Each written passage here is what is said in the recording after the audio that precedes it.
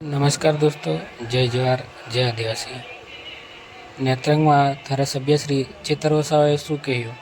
વિડીયોમાં છેલ્લા સુધી જોજો. ચેનલ પર પહેલી વાર હોય તો લાઈક, કોમેન્ટ, શેર અને સબસ્ક્રાઈબ કરવાનું ભૂલતા નહીં. જય જવાહર, જય આદિવાસી.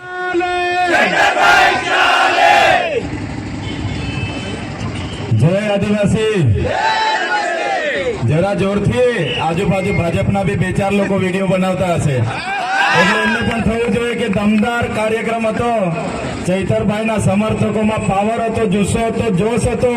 એટલા માટે તમને કેમ છું કે જોરથી આજુબાજુમાં હશે એમને બી બિચારાને એમના નેતા મોકલે કે ભાઈ જાવની વિડીયો બનાવી લાવો, એટલે આવવું પડે બિચારાને. એટલે જોરથી બોલો, જય આદિવાસી, જય બિરસા દાદા, જય બિરસા દાદા.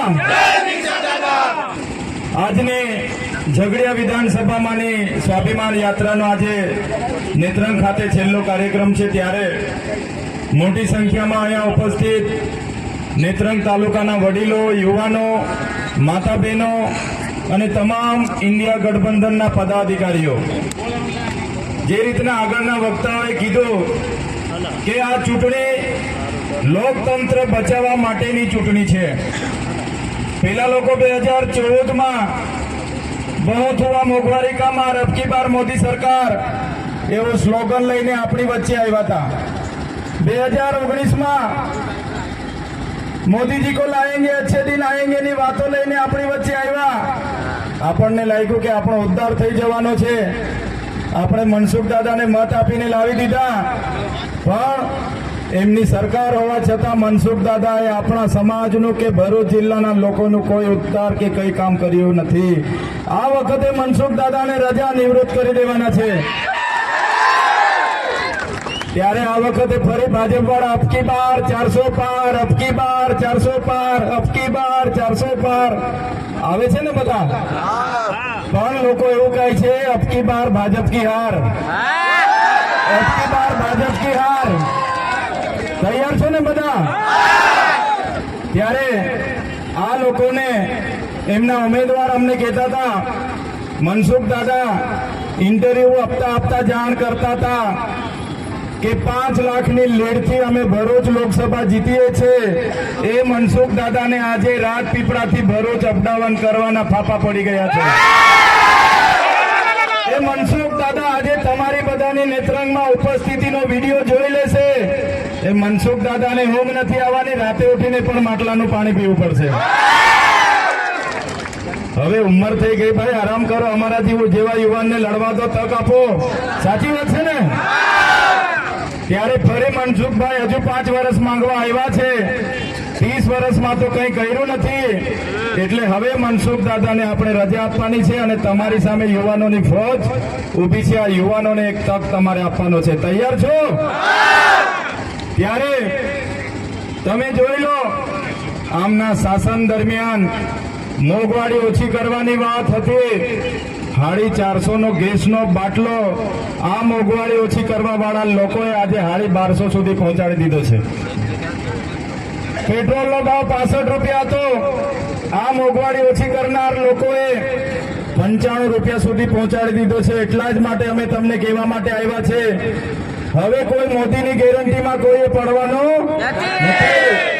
મોદીની ગેરંટીની વાત કરે છે, પણ મોદીની ગેરંટીમાં કોઈએ પડવાનું નથી. શેની ગેરંટી ભાઈ? મોદીજી તમારી શેની ગેરંટી? જે મોદીજીએ પોતાની ધર્મપત્ની જશોદાબા સાથે અગ્નિની સાક્ષીમાં 7 ફેરા લીધા હતા અને 7 જન્મો સુધી સાથે રહેવાનું વચન આપ્યું હતું, એ જશોદાબાને સાચવી નથી શક્યા, તો તમારી અમારી શું ગેરંટી લેવાની છે? તો તમારી અમારી ગેરંટી શું આપવાના છે? એટલે કોઈ ગેરંટીમાં પડવાનું નથી. એ જ મોદીજી આપણને કહેતા હતા, બધા જનધન ખાતા ખોલાવી રાખજો. આપણે બધાએ 500 વાળા ખાતા ખોલાવી દીધા હતા. 15 લાખ રૂપિયા આપવાની વાત હતી. 15 લાખ રૂપિયા બધાને મળી ગયા? આ ખૂણાવાળા બોલતા નથી ભાઈ, મળી ગયા હોય તો કહેજો. મોદીજીએ 15 લાખ આપી દીધા. આજે 15 લાખ માટે મારા યુવાનો દર મહિને એટીએમમાં ચેક કરવા જાય છે, પણ પૈસા આવ્યા નથી. ત્યારે આ વખતે આપણે સમજી જવાનું છે છે આ જુઠ્ઠા લોકોને આ વખતે આપણે અહીંયા ફાવા દેવાના નથી. આજે ચૂંટણી છે, ભાજપમાં હલબલી મચી ગઈ છે. જોઈ લીધું ને તમે બધાએ? ખલબલી મચી છે. મનસુખ દાદા જ્યાં બી ભાષણ બોલે 11 વખત ચૈતર વસાવાનું નામ લેવું પડે છે. 11 વખત. એમના CR પાટીલ, એમના મુખ્યમંત્રીએ દેશના ગૃહમંત્રીને ભાષણમાં 7 વખત ચૈતરભાઈનું નામ લેવું પડે છે. 7 વખત. આ આપણી તાકાત છે. આવનાર દિવસોમાં ચૂંટણીમાં એમની પાસે કોઈ હથિયાર બચ્યું નથી, ધર્મની રાજનીતિ નથી બચી, ત્યારે આ વખતે એ લોકો પોલીસનો પણ ઉપયોગ કરવાનો છે. મિત્રો ધ્યાન આપજો. લોકલ પોલીસ તો બિચારી શું કરે? એમના IPS લોકોને સૂચના છે કે પોલીસનો ઉપયોગ કરીને ચૈતર વસાવાને હરાવી દેવાના છે. પણ જે ચૈતર વસાવા ગુજરાતની ભાજપ સરકારથી નથી ડર્યા, કેન્દ્રની ભાજપ સરકારથી નથી ડર્યા, એ ચૈતર વસાવા કોઈના બાપથી પણ નથી ડરવાના. અમારા ભાજપને આ સ્ટેજ પરથી ચેલેન્જ કરીએ છીએ, અમારા એક કાર્યકરને તમે ટચ કરીને દેખાડો, તમને છઠ્ઠીનું દૂધ યાદ દેવાડી દઈશું. અમારા એક આગેવાનને હાથ લગાડી બતાવો, તમને છઠ્ઠીનું દૂધ યાદ દેવડાવી દઈશું અમે.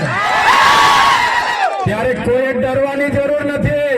આ લોકશાહીમાં આપણા બધાનો અધિકારનો તમારે ઉપયોગ કરવાનો છે. આજે કેટલાક લોકોને એવું હશે, નવા નવા ઉમેદવારો ઉભા કરી દઈશું, નવી નવી પાર્ટી લાવી દઈશું, કેટલીક પાર્ટીઓને ભાજપમાં લઈ જઈશું, ઘણા નેતાઓને લાવીશું, પણ આ વખતે કોઈ મેળ પડવાનો નથી. એમનો ગરબો આ વખતે ઘરે જતો રહેવાનો છે. ત્યારે હવે દિવસો આપણા પર ઓછા છે, કામ આપણે ઝાઝું છે. ત્યારે તમામ મિત્રોને અપીલ કરું છું, હવે મારાથી ગામમાં અવાય કે નહીં અવાય, તમારા ઘરે અવાય કે નહીં અવાય, હવે તમારે બધાએ જ ઉમેદવાર બનીને તમારા વિસ્તારમાં ઉતરી જવાનું છે. તૈયાર છો બધા? જે રીતે આગ લાગે છે, ગામમાં ખબર પડે કે આગ લાગી અને આપણે દોડીને નીકળીએ, હાથમાં ડેગડું આવે, માટલું આવે, લોટો આવે, જે આવે તે લઈને દોડી જઈએ છે. દોડીએ છે ને આપણે? આગ ઓલાવવા માટે દોડી જઈએ છે. એ રીતના આજે આપણી આગ લાગેલી છે એવું સમજવાનું છે. આગ લાગેલી છે જેમાં બેસવાનું મળે, ટુ વ્હીલ મળે તો ટુ વ્હીલ, સાયકલ મળે સાયકલ, રિક્ષા મળે રિક્ષા, ઇકો મળે ઇકો. સવારે ઉઠીને બધા અઠવાડિયા માટે નીકળી જવાનું છે.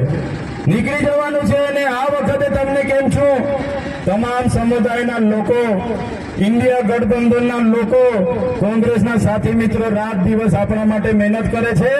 ત્યારે આપણો નેત્રંગ પાછળ ના રહી જાય, આપણા નેત્રંગના બૂથો પાછળ ના રહી જાય, એ જવાબદારી હવે તમારે લઈ લેવી પડશે. તૈયાર છો બધા?